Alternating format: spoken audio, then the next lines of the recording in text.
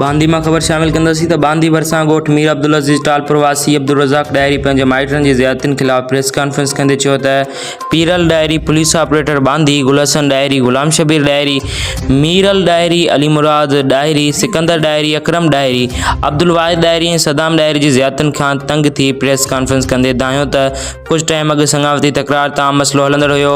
अॼु राति मूंखे मुंहिंजे भाउ जे तॾे ते मारण जो मनसूबो तैयार कयो पिए त मां वज वठी कमंदुनि जे फसलनि में लिकी वियसि। रात देर सां मीडिया करण पहुतुसि। वधीक चयो त मूंखे कुछ भी थियो त मुंहिंजे खून जा मथे ॼाणायल जवाबदार ज़िम्मेदार हूंदा।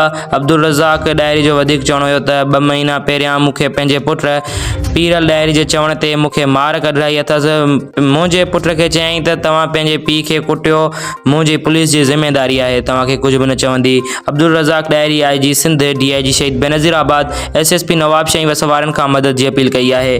जवाबदारनि खे गिरफ़्तार करे मूंखे इंसाफ़ ॾिनो वञे।